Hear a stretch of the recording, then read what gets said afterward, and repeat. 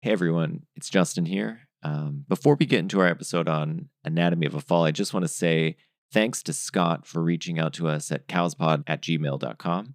Scott requested Anatomy of a Fall, and I'm really glad that he did because this was a really fun episode to record. So thanks, Scott. And for other listeners out there, please do reach out to us. We always enjoy hearing from people, and it makes us feel like we're not just talking into the void. It's nice to know that somebody's listening and appreciating some of the things we do. So do reach out to us. And if you have requests, always eager to hear them. All right, without further ado, here's our episode on Anatomy of a Fall. Because this might be the inner chronicle of what we are. And we have to articulate ourselves. Otherwise, we would be cows in a field.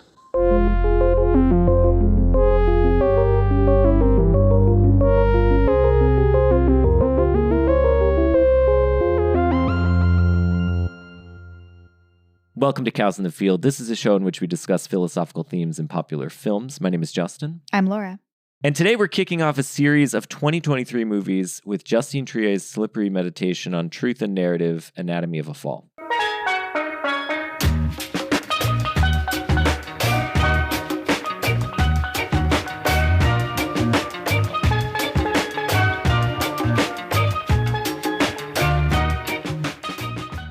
And welcoming to the show, we have Veronica Fitzpatrick. Veronica is a visiting professor in the Department of Modern Culture and Media at Brown and the co-host of the Bright Wall Darkroom podcast. Welcome to Cows in the Field, Veronica. Thank you so much for having me. Okay, we're talking about the movie Anatomy of a Fall, which came out this year. Well, it came out in 2023. And so I don't want to presuppose at this point that anyone has seen it, but we are going to presuppose that in a second. But before we do so, I just want to go around and maybe give a brief pitch for why people who might be on the fence about whether to see this movie should see it. So, Veronica, do you want to start us off? Like, what would you say, how would you pitch the movie to someone who hasn't seen it? So I would say that I recommend the film as a really serious fan of procedurals, of television procedurals specifically. I think it's like Broadchurch in the Alps. I think if you think it's like a kind of inaccessible, like multi-language French co-production film that's like a bit long, it's actually like a lot kind of pulpier and more accessible than that. And if you like any sort of kind of crime content and procedural content specifically, courtroom dramas, Law and Order SVU, everything in that kind of wheelhouse, which I'm all about, then you will enjoy this film. That's a great way to pitch it. Yeah, Laura, do you have a... Mine was very similar. Yeah, I was thinking Broadchurch in the Alps is so good. I was thinking about Broadchurch a lot during this. I think maybe just because the French and British judicial system has more wigs and tall chairs and things that like look very fancy and imposing. But also I was weirdly thinking about the O.J. Simpson, Ryan Murphy show. Oh, yeah. And what People connects that? versus O.J. Simpson. People versus O.J. Simpson. Thank you. And as a person who is a fan of procedurals, a murderino, a Law and Order head, but also somebody who grapples a lot with like how your faves are problematic and, you know, what it really means to be obsessed with these stories, and to love like a really easy tie him up with the bow at the end of the episode, Perry Mason episode of the justice system. You know, I know that's there's a lot more going on. And sometimes I struggle with like the voyeurism that I'm enjoying when I listen to a murderino, My Favorite Murder podcast or something like that. So as somebody who both loves it and also maybe struggles with it, this is a perfect film. Okay, I like that. Yeah, I mean, the way I was thinking of it is actually from the production side of things rather than the consumer side of things. But I like that too. I mean, I think it's a movie that is much like May December, a movie which I think everyone should also see. But if you have seen May December, I think you'll like Anatomy of a Fall too. These are movies reflecting on the creative process and how much you, by drawing from your own experience in your life, are thereby implicating people in ways potentially against their will and without their consent that is complex and inevitable, because even if you're not making writing a story about something that really happened, you're always borrowing from your own life. And I think it's this movie that's always reflecting kind of on that. And I think it's kind of interesting to me that we had two sort of prominent movies about, I mean, probably even more this year now if I actually think about it, but definitely those two have been in my mind as kind of connected. And so I loved May December. So that would be my pitch. It's just kind of, it's like the more Frenchy version of May December. That's not a great pitch. Broadchurch, May December, People versus O.J. Simpson. Yeah, there you did. Those are the touchstones. It's 3 winners, I feel like. Okay, so we're now going to basically talk freely about the film. So if you haven't seen it, I recommend watching it and then coming back. Although in some sense, I think we're going to try, I want to try to get us to spoil this film almost immediately with my next question, but I don't know if it's possible to spoil this film. That's the problem I face. So here's the question I want to ask next. What happened? Okay, so this is a movie in which the main character, Sandra Voiter, played by Sandra Hüller, is accused of murdering her husband because her husband falls out of their chateau, out of the, window out of the chateau and dies. And at least 3 possibilities are floated in the film, potentially more. So here's one thing that potentially happened, which is the possibility floated by Sandra herself. He just fell. It was an accident. He just fell out of the window. Do you want us to say what we think about that? No. Okay. Well, so what are? Okay, then there are 2 other very prominent ones. What is Laura? What is? There is the possibility that Sandra hit him on the head, shoved him out the window, and murdered him. Mm-hmm. And then there is the possibility that he chose to end his life and threw himself out the window. Are there any other possibilities? Like, Veronica, does that seem right? Yeah, I think that those are the main kind of like options that are floated about what happened to Samuel. But I think that, early on when like the hot defense attorney Vincent comes to visit Sandra. So hot. It has to be said up front. It's a spoiler. Just laugh because all last night I was like, he's so hot. He's so good looking. Yeah. So, when he comes to visit her for the first time and we're kind of getting like a whiff that they know each other from before, she interrupts him while he's in preliminary kind of question mode and says, "I did not kill him." And he says, "That's not the point." Yeah. And I feel like that's such a primer for ultimately the film's sort of like attitude toward what happened. It is, I totally agree, like centrally, structurally concerned with what happened. And I think those are absolutely the 3 kind of options. But what happens in the film is like the trial, the decision, what happens ultimately in the aftermath with her son, who is sort of paradoxically the film's only witness. Yeah. So, yeah, I don't know. I was thinking about that a lot as I rewatched the film this morning, about that sort of distinction there between like what happened to Samuel and what happens in the film in terms of its plotting. Now, looking for a stranger who walks in, kills him while you were sleeping right above and Daniel was out for a walk is a shitty strategy. Samuel had no enemies. Stop. I did not kill him. That's not the point. Really. To me, the interpretive question, when you start to think of the interpretive question, that is just the basic interpretive question of like what happened in this movie, or what happened prior to the main events of the film. The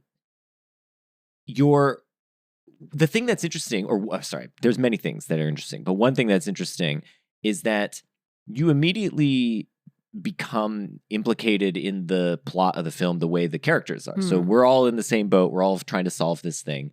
And the interpretive mechanisms that are brought to bear by the characters in the film are in some ways similar to the interpretive mechanisms that we, the audience, bring to bear on the question. So, for instance, one of the things that I was thinking about the entire time was not like, well, like, what's the evidence here? It was like, what would be the more satisfying answer to the question? Like, what would narratively be more satisfying if, that's actually weirdly what led me to the conclusion that that was actually quite a mundane coincidence that he just slipped or something. In part because narratively, I think that helps the film make a really, I think, make several interesting points. One of which is that Sandra then is not lying at all, except when she's trying to get people to believe the thing that she believes, namely that she's innocent. She has to lie. She has to lie about Samuel's suicide and this and that because she doesn't believe that. She doesn't believe he committed suicide. But she's told very early on by Vincent, the lawyer, that hot lawyer, excuse me, the silver fox, as Laura was saying throughout, that whatever you think is, and that's not really what's at issue here. What's at issue is what will make a good story for the legal system. Because he immediately rules out the accidental fall as he says it's not believable. Yeah. But what he means is that it's not very interesting or compelling. Yeah, it's not compelling. Yeah. Yeah. I do think it's interesting that we use that word compelling both in two ways. I was thinking about that actually. Like compelling means we believe it, but also when it's used in the context of a fictional story, it means like gripping or something like that. Because of course, believability doesn't arise when fiction. We know it's fiction. We know we're not going to believe it.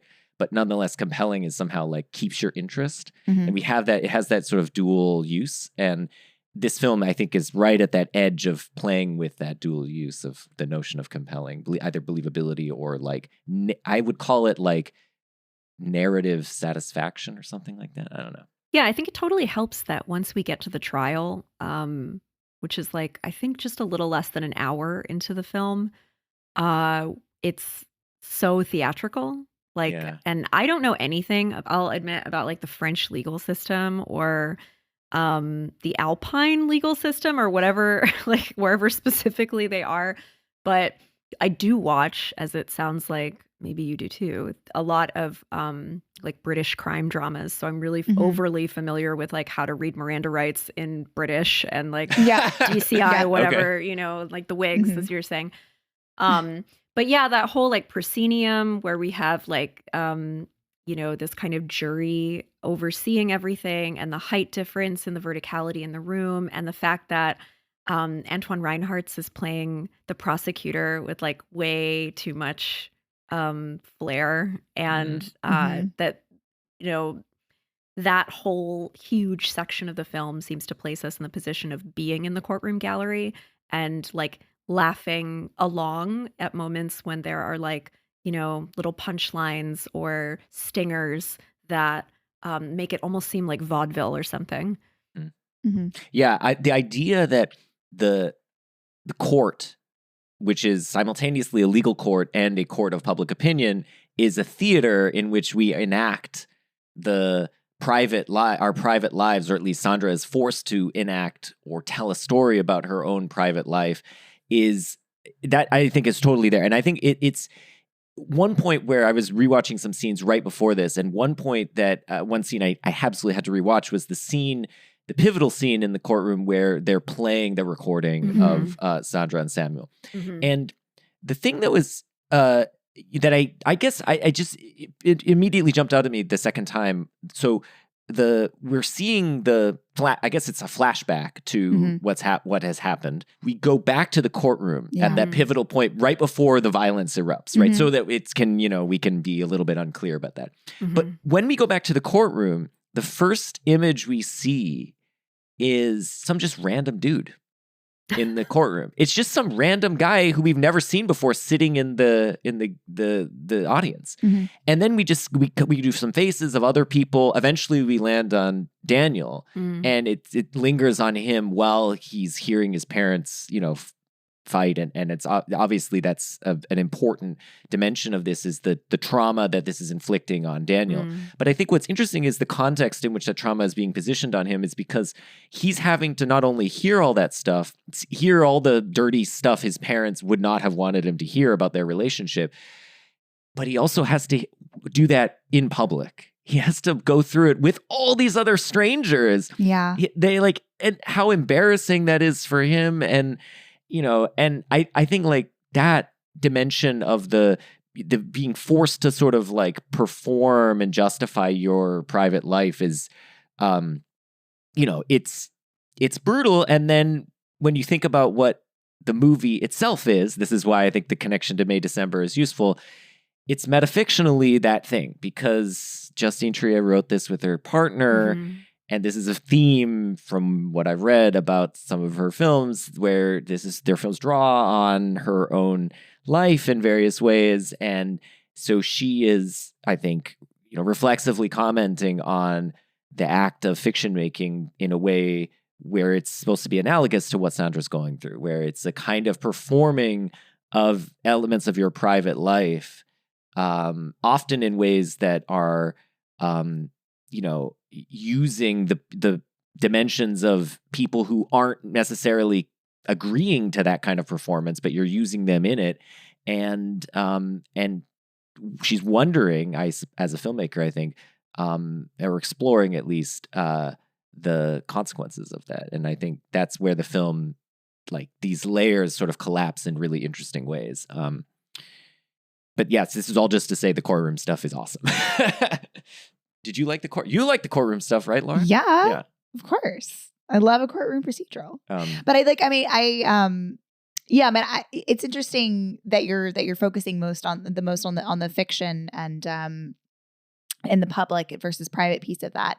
I was just thinking about how certain, we want to be about these stories if a crime that takes place, and how manufactured or how much interpretation is happening. I was just thinking about the two blood spatter analysts, right, who are both using like various tools to try to add more credibility to their version of the story, which is complete opposite versions of the story. But one has like a dummy, and one has a virtual reenactment, right?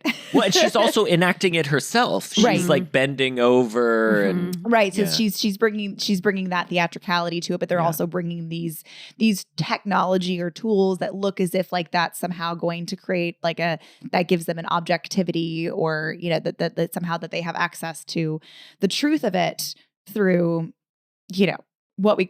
through science, which is how we've like this justice system over the years has. First it was like fiber analysis, then it's DNA analysis, and we're always making a story and doing our very best to put together the pieces that we can really never access the full truth. So that was like the parts that gripped me the most during the courtroom scenes. Veronica, so you mentioned what was the name? The Antoine Reinhardt. Yeah, Reinhardt's, I think. Reinhardt's, yeah. I just think of him as, this is probably mean. I thought, I was like, he's Marshall Mathers, LLM, right? Because he looks like Eminem. But anyway, what did you think of him? I mean, he is incredibly theatrical. And and what he's doing with, where he's trying to put, there's also a gender dimension, of course, too, but he's trying to trip up Sandra and get her to admit things, and he has these snide little remarks that he makes throughout. So, how are you thinking about him, and then, of course, her defense lawyer as well, kind of going at one another? Yeah, it's like an angel and a devil. Yeah, I think. I love Reinhardt's performance and the kind of like puckishness of it. When I saw the film for the first time, it was at New York Film Festival, and the audience, I feel like it was one of the screenings that I was in where people had a really coherent, sort of sensible response to things, like a sort of collective response to things. And there was so much collective suspense and delight when the prosecution was sort of like laying out his case. But I think that his manipulation of the story for, the benefit of prosecution, like he's just the figurehead for like a whole position, it seems to me. And the gender dynamic is probably what interests me most in the film, the sort of like reading of her and depiction of her, Sandra, the writer, as this ultra confident, unshakable, kind of super ambitious, super focused professional, as opposed to maybe a a spouse and a mother. I'll admit it's completely fascinating to me to be talking to an actual married couple about the film because, and not just a married couple, but also like people who like went to school and write, you know, because like to be in the audience at Lincoln Center when she says, don't worry about me, I always manage to write was like a harrowing experience. Yeah, I bet. You know, you could feel this like bristle or something. Yeah, I'm most interested in that aspect of the fight probably, and in the film, and that aspect of the film in general. But I mean, there does seem to me this like interesting, like deep tension between representation, including the kind of like reenactments that we have that you were describing, like the physical reenactments, but also things like Vincent sketching at the beginning of the film. And I love how there's this like visual tension between his shitty stick figures and the like ostensible certainty of graph paper that he's like sketching on.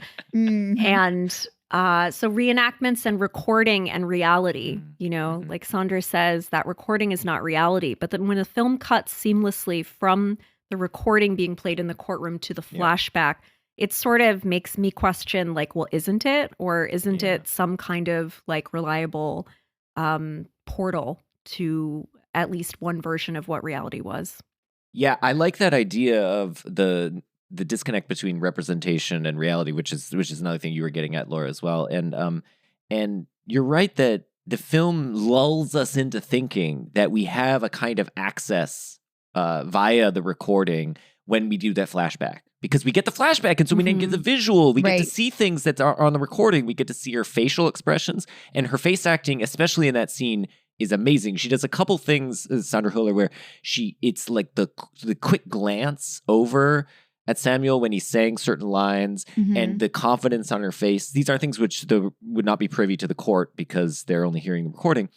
But then the film kind of pulls the rug out from under us because it cuts back at that pivotal moment when right before the fighting and whatever. Yeah. And we don't know what is going on then in those moments because all we can hear are thuds and hits and smacks and breaking. And then we're immediately like at sea again, and we're back to, okay, we just have to trust Sandra when she recounts what happened. But then you know, so it's that, I like that idea of it, like it's like Trier is trying to lull us into thinking that we have a better epistemic grasp of what's going on, and then removes it to sort of show that actually we don't, because you know, yeah, these are fictional characters, but like we weren't there. All we have is mediated access to whatever happened. Either, I mean, there's another interpretation of that quote unquote flashback where it's not. It's just her in her mind imagining what's happening, and that isn't actually reflective of what really happened. So the visuals that we're getting there, I mean, we interpret it. I think the default is to interpret it as genuine, but it's not a guarantee. And so I think then Trey is like kind of like allowing us to like have that degree of uncertainty, and then what we're left with to interpret is her face, Sandra's face, and that's the thing that's why I believe her, and the performance is, I think, kind of incredible, and part of it is that, like, apparently, this is just IMDb trivia, so I don't know, but apparently Justine Triet told her to play it like she's innocent. So, I heard opposite. Oh, wait, what? I had read that she asked again and again, did my character do it? And Justine's like, I'm not saying. No. Okay, but I think but no, I think like she might have said that, but then also said play it like you character believes she's innocent. Okay. And those are compatible, but I do think I believe her.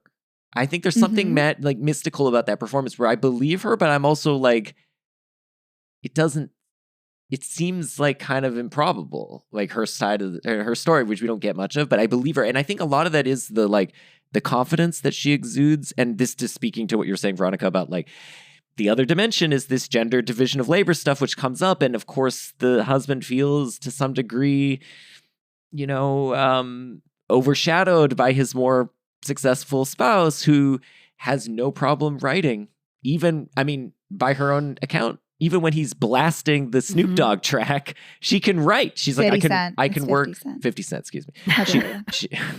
She's like, I can write in any circumstance. And I have to say, kudos to her, because I cannot write in any circumstance. That is, no. So it's more of like a Shining situation in this house. Yes. You gotta like, doesn't always last, but he's like, we always recount that scene. When you hear me typing, whatever you hear it here, I'm working. I'm just kidding. Justin's lovely. And everything's fine. It's fine. Our relationship is totally fine for the listeners. Totally fine. It's totally good. I'm not jealous of your novels. Yeah, no, that's definitely the key. We're not two academics. I'm not writing anything. But I do love, I mean, that scene is a real keystone scene. Yes. I think that, and it's, I don't know. I know. What does she say? A relationship is a kind of chaos. Yeah.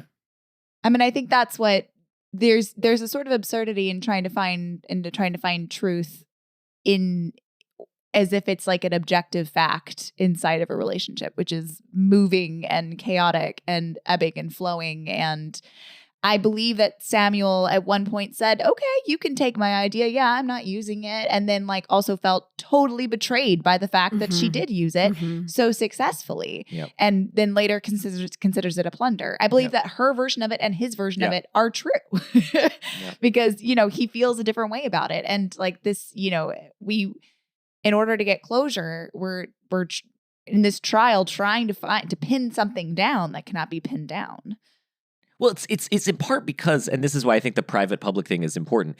This is in some ways only interpretable, and even maybe not even to them, but only interpretable to the parties involved. What's going on? It's so complicated. There's such I don't even think to them. I know, that's what I mean. It's like, but they're in the best position to understand it, because understand what's going on, because they've had this rich history of a life together, and that's what's so interesting, is to then have that turned inside out and have a bunch of people from the outside who haven't gone through that sort of now be in the position to not just be able to interpret it, but be asked or forced to interpret it, right? To be able to be like, now I'm going to tell you what I think about this, where I'm not a part of this relationship, I have no idea. The other movie that meant that this kind of comes up very briefly is Oppenheimer. He, the kitty and Robert Oppenheimer, he's like, we've been, we're grown-ups, we've been through, I don't know what he says, we've been through hell together. I can't remember, but he talks about like, we've had this rich relationship. He's trying to assure Krumholtz's character that Kitty will be fine on the stand. And I think like it's something that I think is true. I mean, the complexities that of the interpersonal dynamics between two people who've been together for a long time. Wow. How long have we been together, Laura? 15 years, something like that. Yeah. I mean, it's crazy. Like you develop this weird shorthand with each other, and there's like kind of trust there that's like hard to explicate, Yeah. And doesn't really make sense to the outside. Right. And the public is trying to interpret it on some sexist grounds and also some normative grounds. Like they're sort of perplexed by, she's constantly having to sort of justify that her relationship was a real and loving one because it didn't look the way that you might expect like a heteronormative man-woman marriage to look, not just in terms of like who was the moneymaker, who was more successful, but like they don't share a bed, but they have these like the way she describes that they get up at 6 before Daniel's awake and just have this moment every morning. Like that's so beautiful. But like some people are like, well, that's not how it should look. It should be like, I don't know, I Love Lucy, or in only one bed instead of two. Well, even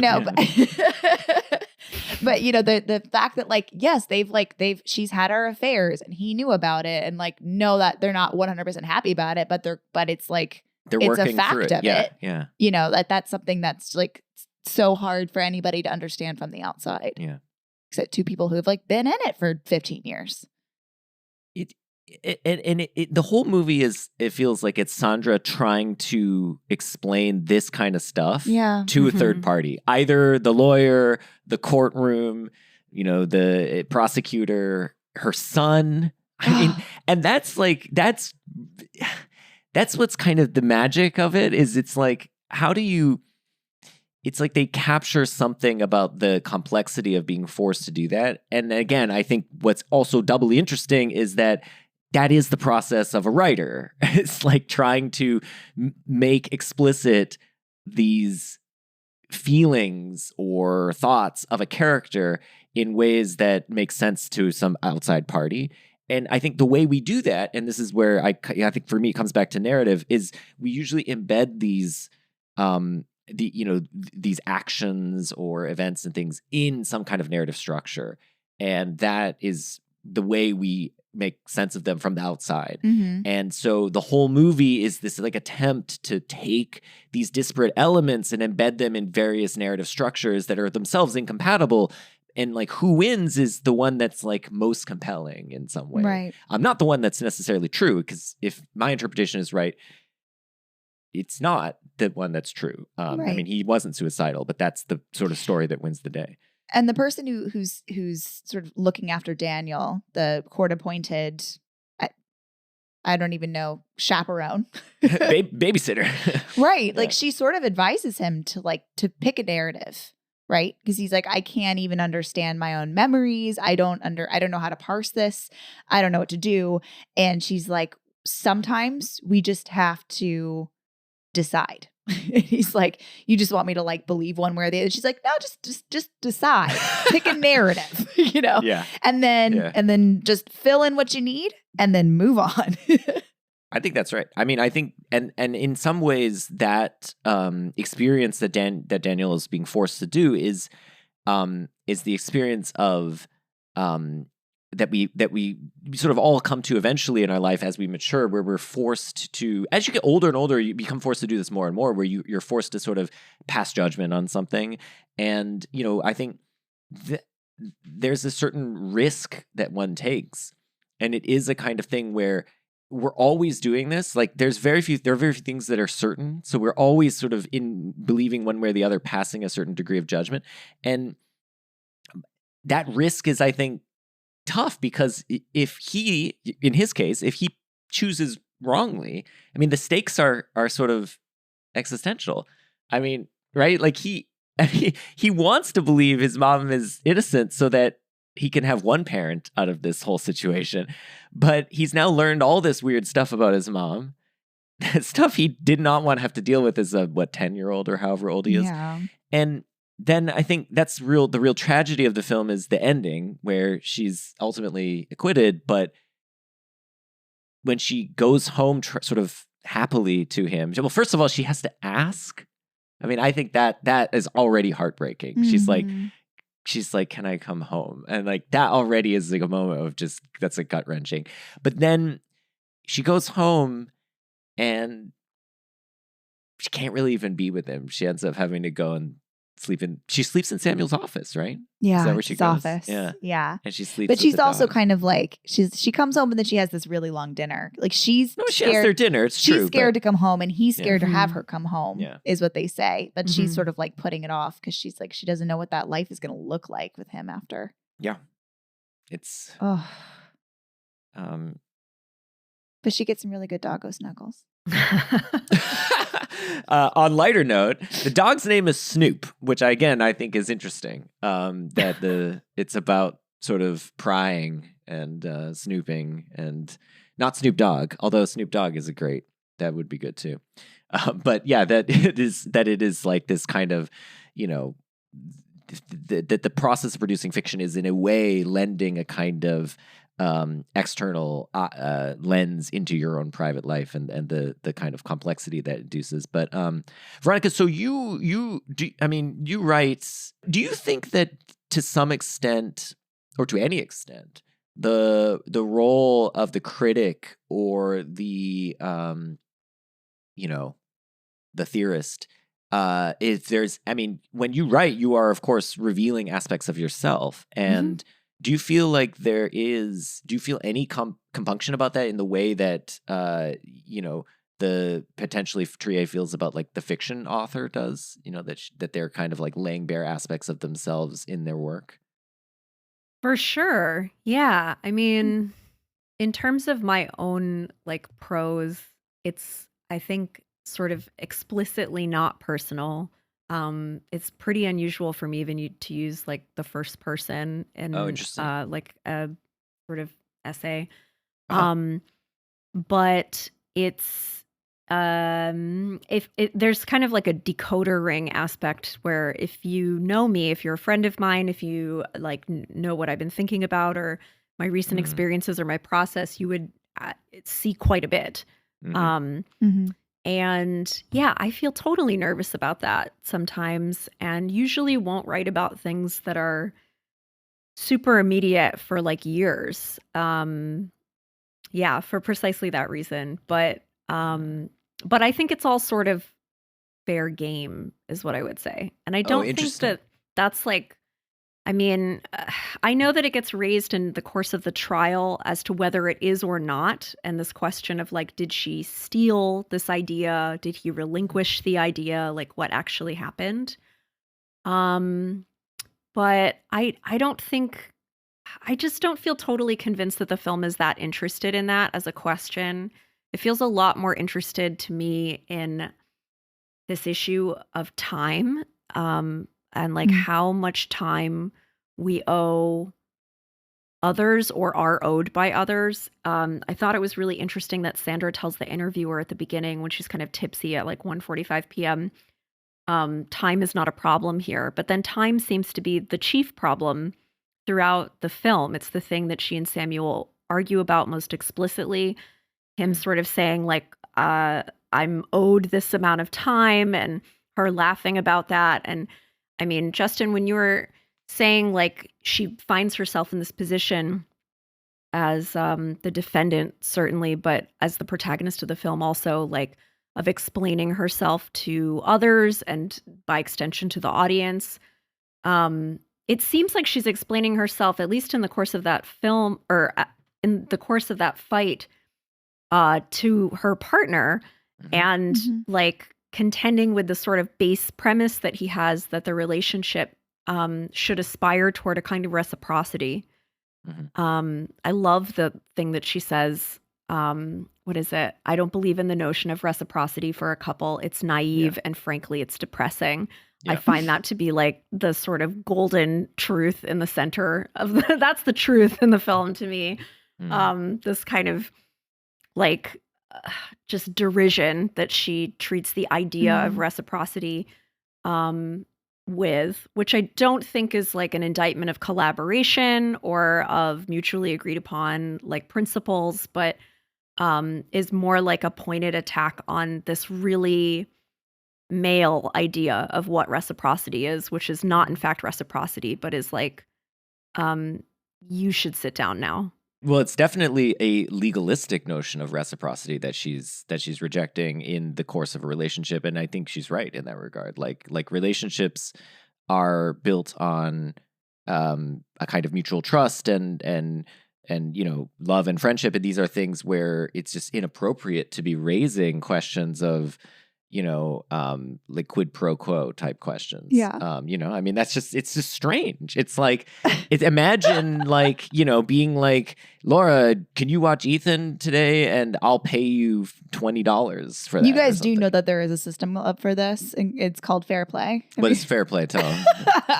It's a system in which you try to itemize every single domestic task, domestic labor that you and your couple have to do in the household. And then you make cards and you literally know how many cards are in your deck. And then you can exchange the cards and then you move the cards. Yeah. And to Sandra's point, this sounds like a relationship that's on the, if your relationship is using this thing, it sounds like a relationship which is on the edge of collapse. Well, yeah. I mean, what's interesting about the fair play one, which is the role reversals that's happening in this movie, is that like the perspective of fair play is written by a woman for women for whom they feel that like the labor they're doing is relatively invisible or flexible. And so, right. It's a way of clawing back. I have to itemize it and show you that I have 80 cards and you have 20. I agree. Okay. And then like from a male perspective, like perhaps like from a stereotypical male perspective, maybe if like you assume that the man is going to work and crunching numbers, that might be compelling to him, to bring the compelling word back. No, I agree. But I think there is it is a little like if you're in that moment where you're kind of bartering and you're arguing and you're snipping over this moment, like, this task or how many hours, like, yes, that is Yeah, here I agree with. I an know. Look, inflexible. let me not be the male chauvinist on this podcast and agree with you that yes, in a situation where the patriarchal social norms has made it such that women's labor is invisible, and the only way to like make that visible is to have a punch card system. Yes, that's right. fine. But that's what Samuel's trying to argue is that he's been taking on these tasks that she does not consider to be substantive or time consuming because she's not doing them. Maybe, yes. And so she's just like, well, cram in your writing. What have you been a big baby for? And he's like, well, I do all these other things and that are more more invisible, and perhaps gendered feminine in the like old sense. Yeah. I guess what I was just suggesting, and I just don't. Obviously, I agree with that, and I think but anyway, what I was suggesting is that like the kind of quid pro quo version of that is one which is. To Sandra's point, which maybe I don't want to fully agree with now, is a kind of that's a relationship marked where you have mistrust at the center of it, where it's like, okay, well, it's a barter system that we have rather than a relationship built on trust. But Veronica said, like, you sit down now. He's like, I've logged everything I've done, resenting you for 5 years, and now like it's my time. That's obviously not a very productive way to go about this. But to Samuel's point, the what he's asking for might not necessarily be quote unquote reciprocity, although he puts it that way. What he's asking for is for her to spend more time thinking about their relationship, in a productive way, because he feels like she's checked out of that relationship, at least in some regards. He also wants his unicorn space in the system of fair play. What is that? Is this something? Did I miss? You guys all need to read Fair Play. And Fair Play, this is good. You want time to yourself again. That's the idea. Is that you want some creative task, something you do that is just for you and not for your family. And she calls that your unicorn space. Okay. He wants his unicorn space. I mean, Veronica, what do you think? Is he making a? What do you think of this disagreement? Sorry.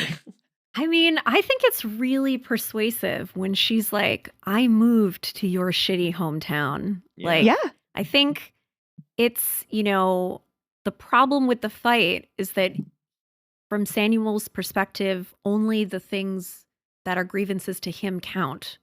And he can't even like admit awareness of these other sacrifices that she's made. The language conversation is fascinating too. Yeah. When he's like, you don't even speak my language. And she's like, we're not speaking mine either. That's what English is for, which is kind of like that Mad Men, like that's what the money is for kind of moment. It's not, it's probably just gasoline for the fight at that point, as opposed to like a useful kind of middle ground. But, I think to me, listening to this fight, I just hear, exactly what she describes, which is this kind of resentment of her success and this avoidance, this kind of self-sabotaging avoidance of his work, because he is, what does she say? He's petrified by standards and fear of failure. And I'm like, well, who isn't? Who isn't 40 and petrified by their standards and fear of failure? That's very relatable to me, but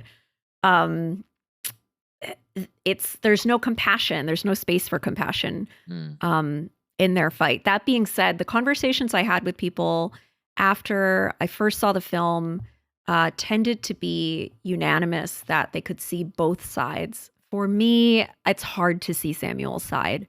I think it's that's where I was too. Yeah.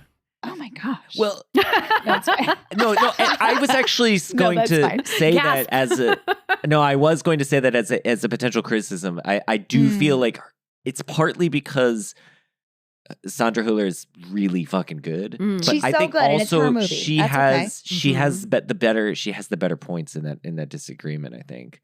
But anyway, and I do think the movie might have benefited from it being a little bit more even between the two of them. Mm. But Laura, maybe you're making the case for Samuel, in which case I'm open to being pushed. Yeah. I mean, I don't, that's one argument that they've, out of an entire relationship, to her point. And, I think, she probably wasn't super fun to have as a partner. Yeah. And so maybe he's being a little catty, and maybe he's playing the victim, and maybe he's not being his best self in that argument. But I'm like, I'm here for Samuel. Here's the pitch I can make for Samuel. Like, again, it's that the things he's saying, that's not what it's really about. And when you're cornered and depressed and felt to be belittled by your partner, which obviously Sandra can do that. She's super confident and she's dismissive, and you might be unable to articulate what's really going on, in those moments. And I suspect that what's really going on is that the compassion between them is lost. And she has just very little sympathy for him and what he's going through. And now that could be because he's been moping around for a long time.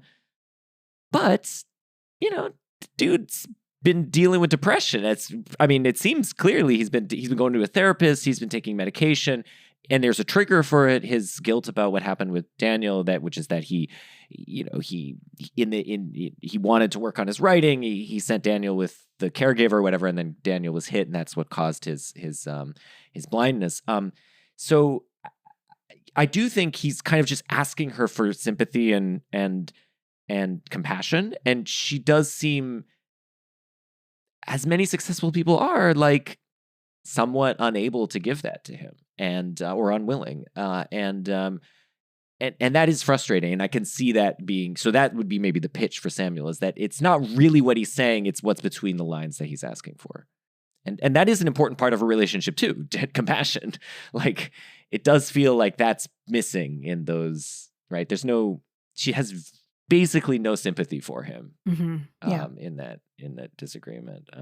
You see her compassion for him later after he dies, when she wants to sort of protect him. She doesn't want to drag him through the mud. She's really resistant to telling about certain parts of their story. And it's Vincent who's like, you got to pull this stuff out. You got to highlight this. You got to tell it this way. Yeah. Because she's like, do we have to? He's gone. Why do this? Because I think she truly does not believe that he committed suicide. No. And so, no, but I think she's just like, this is a public record, and this is the way he's going to be remembered. This is how Daniel's going to be, how he's going to remember him. And I don't want him, us all remembering that, one time he puked and maybe he, he tried to make himself sick. I don't know. I don't want to talk about that if I don't have to. Yeah. That's really interesting. I hadn't thought about that. Yeah. Yeah. Hey guys, have you ever gone to the movies and the best part of the show was the trailers? I mean, this has definitely happened to me. I've been to movies before and seen a real stinker and left the theater thinking, well, at least I saw the trailer for blah. I think this happened to me actually when I saw the first trailer for The Matrix would have been, I guess, early 99 or something. I mean, that trailer ruled. Now, if you're anything like me, you probably have strong opinions about trailers. So why not put those opinions to work actually making your own trailers? And you can do that. So there's a company called The Refinery. It's one of those companies that actually cuts trailers for some of the major motion picture studios. And they actually have an online training program that teaches you how to edit movie trailers. The program is called The Art of the Trailer, and you can find it at maketrailers.com. And for a limited time, if you use promo code COWS, COWS, at checkout, you'll get 20% off. So go to maketrailers.com, enter promo code COWS at checkout, and get 20% off. Start making trailers today. There's also those old photos that we see throughout the title sequence. And then again, we see her kind of fingering through them at the end. And I'm just curious what you make of those. Beyond there's so when I saw this, I saw it right about the same time I saw All of Us Strangers, which also has this kind of old photo fixation. And old photographs as a kind of like totem of what really happened or something, like some kind of important kind of artifact that might have an indexical property of some kind. But in this film, because so much of it is about like evidence and like conjurings of possible narratives in lieu of forensic evidence, are they participating in that? Are they more strictly sentimental? Did you think about them at all? I did think a little bit about it, and now that I'm remembering it, one of the things that sort of struck me by a lot of those photos is that in a bunch of them they're smiling, and they're kind of out of focus in a lot of them, and there are a couple of them where they're sort of together, in kind of candid. So there are very few posed photos; they're mostly candid photos, and that led me to think of two things. One is sort of two very simple things. Maybe I'm sure we can go deeper than this, but just one is that like there's this rich history that these two people have. And then the second is that they're blurry, like they're fading. That history is fading. It's like when you have that memory that you can't quite get before your mind, and we often go to the photos as totems to kind of hold on to the past when it's going away, but the photos themselves are kind of fading away. So I don't know what to make of that. But anyway, I think you said something similar. I was just thinking about it as like when I look back at photos of like when you and I met, I'm like, oh, look at those babies. And also like I sort of don't even quite recognize that Laura from 2009 in some ways. And there are important things I think that stay the same, but like you and your partner and the relationship changes infinite amount of times. And you get this sort of weird alienation, I think, sometimes looking back at those old photos. You asked the question, but I imagine you have some thoughts on this, Veronica. I mean, what were you? No, I try never to ask questions if I have an answer in mind. Oh, okay. Damn it. That's good. I wish I could do that, actually. That's you do a lot of leading questions. All I have are leading questions. Yeah. Look, but see, you're a good professor. So I'm the kind of professor who just like, I just have my own perspective and I'm just like, here you go. No thoughts. But like, do you think, here's a question for you. I mean, do you find yourself trying to rekindle the memories via photographs and that kind of thing? Like, did that ring true, or is that sort of did what I say sound, I don't know, kind of like alien? No, not at all. I mean, I think in terms of the film, like, we're talking about how there's so little sort of compassion or even like good faith or softness in Sandra toward Samuel. And I think the photographs as kind of, they sort of testify to this other dimension of their relationship that was comprised of that predominantly, and that like kept them together for so long, and that ultimately steered her away from Vincent, like who seems like, they seem like they have a good thing going on, but obviously what she had with Samuel was, a lot more significant, at least at that time, which I think is really interesting too. I think it's also like, it's so different now with digital photos and like stuff on your phone versus like analog printed photographs like that. Mostly I feel like my phone's always trying to like show me a memory that I really would prefer to suppress. And it's different when there's like actual concrete film that you're looking at and you've kept in like a box even for a reason. I think a box of film photos is somehow a lot more dear than like a folder on my phone that's going to like emerge. Who knows? Without my consent. Do you remember this? And then they'll like put a strange music to it. And yeah. Do cinema effect. I'm right. Like, oh no. Yeah. I'm like, well, I have to go back to bed. So, okay.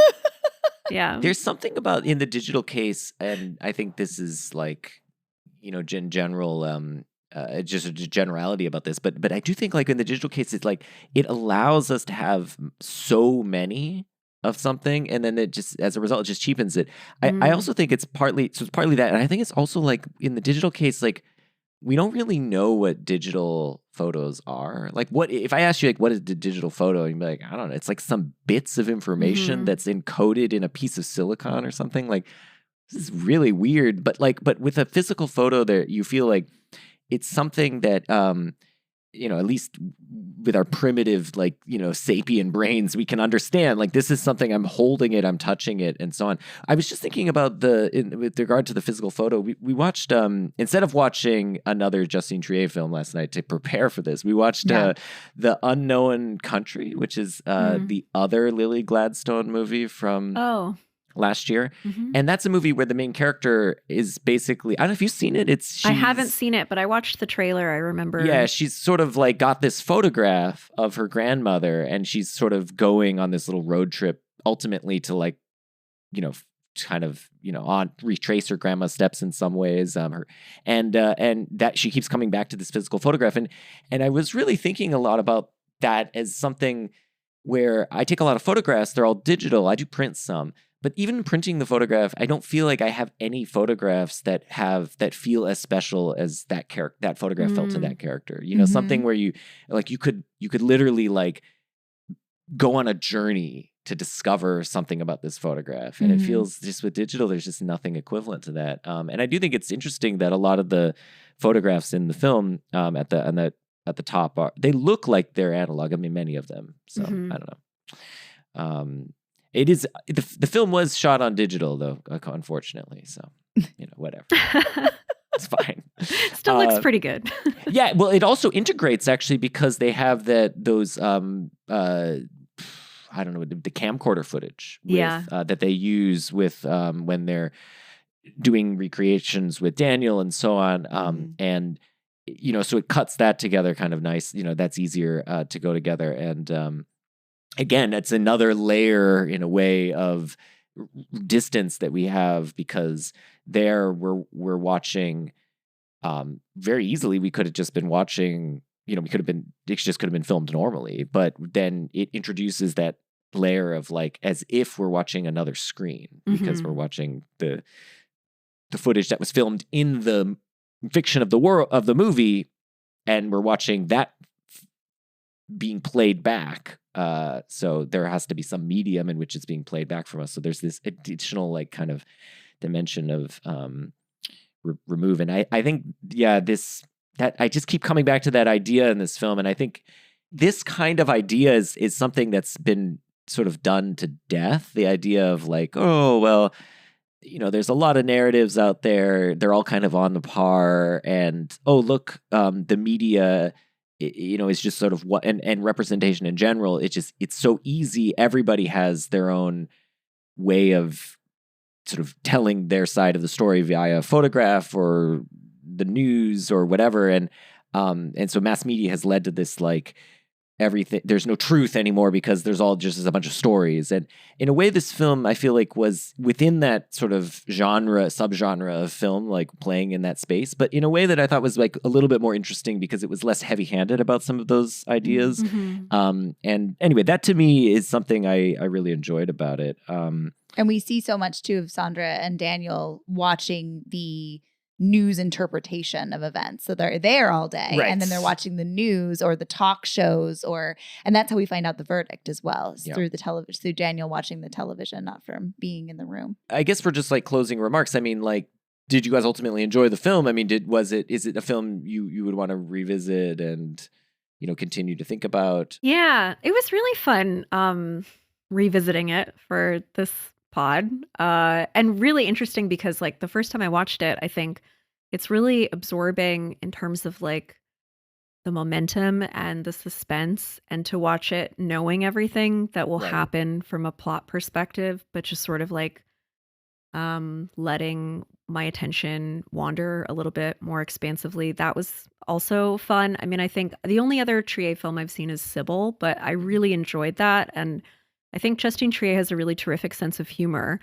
So I would also say, like, I just think Anatomy of a Fall is a really funny movie. Yeah. And, she's interested, yes, in these kind of themes of, like, what writing entails and, like, what the relationship between writing and experience, whether yours or someone else's really is, but there's a real levity and like kind of like affective range with both of those films that I think we have to mention too.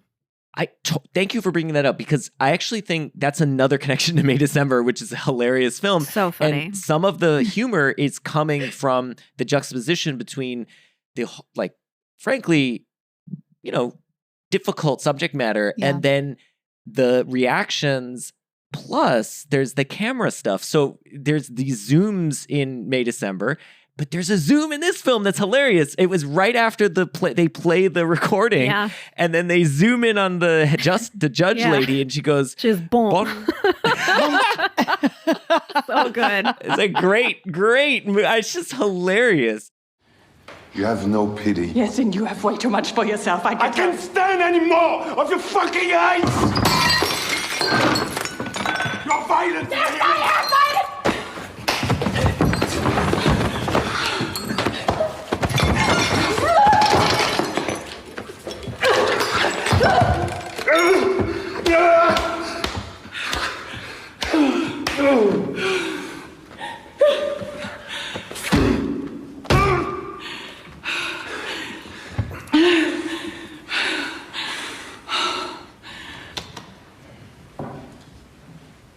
Bon. Vous pouvez nous expliquer où a été retrouvé cet enregistrement? That's just that really dry sort of humor that I think, and you know, Todd Haynes is just a master of that. I mean, the tone that he's charting with May December is just like, you know, God level in terms of like making you simultaneously feel uncomfortable and want to laugh and also wonder whether you should be laughing. It's like, it's brilliant. And in this, that was just like a total laugh out loud moment. I loved that. Yeah. I saw an interview where they were talking about the 50 Cent song and how they also, they were originally wanted Jolene, and then they couldn't get the rights. And then they were like, what brought you to 50 Cent? And she's just like, it's funny. Yeah. Like, it is like, it's a funny choice and also horrifying. Like, it's that's such a gallows humor. Like, this is the song that he dies to, and his family finds him bloody in the snow too. It's just blasting for, you know, 5 minutes of the movie or whatever. Yep. Well, Veronica, thank you very much for joining us. And the Bright Wall Dark Room podcast, which you co-host with Chad, is great, and people should listen to it. It's really nice, and I think people can read you on. You've written for Bright Wall Dark Room. Mm-hmm. Where else could people find your writing or find you on social media? On social media, so on, I guess, Twitter, I'm at Gudomako. And my personal website is linkable from there. It's a Tumblr page, probably will be for the rest of my life. Okay. And your writing is on, you have writing on Bright Wall Dark Room. BrightWallDarkRoom.com, Screen Slate. Yeah. Awesome. Yeah. Thanks for coming. And we are at CowsPod on Twitter. You can find us on the web at cowspod.com. In 2 weeks, we'll be talking to someone who's been on Bright Wall Dark Room podcast a bunch, Fran Hoffner, my dear buddy, about The Iron Claw. So another 23 movie, which we have to go see. So we have to go see it like this weekend, actually. Okay. We have to figure out a babysitter, because I was kind of hoping it would come streaming so I wouldn't have to actually do the babysitter thing, but I think it is not going to be streaming in time. We'll do it for Fran. Yeah. So tune in 2 weeks for that. All right. Bye. I don't know what you heard about me, but a bitch can't get $1 out of me. No Cadillac, no perms, you can't see that I'm a motherfucking P.I.M.P. I don't know what you heard about me, but a bitch can't get $1 out of me. No Cadillac, no perms, you can't see that I'm a motherfucking P.I.M.P. Now shorty, she in the club, she dancing for dollars. She got a thing for that Gucci, that Fendi, that Prada, that BCBG, Burberry, Dolce & Gabbana. She feed them fools fantasies, they pay her cause they want her. I spit a little G, man, and my gang got her. An hour later, had her ass up in the Ramada. Them trick niggas in the ear saying they think about her. I got the bitch by the bar trying to get a drink about her. She like my style, she like my smile, she like the way I talk. She from the country, then she like me cause I'm from New York. I ain't that nigga trying to holler cause I want some head. I'm that nigga trying to holler cause I want some bread. I could care less how she perform when she in the bed. Bitch at that track, catch a date and come and pay the kid. Look baby, this is simple, you can't see. You fucking with me, you fucking with a P-I-M-P. I don't know what you heard about me, but a bitch can't get a dollar out of me. No Cadillac, no perms, you can't see. Then I'm a motherfucking P-I-M-P. I don't know what you heard about me, but a bitch can't get a dollar out of me.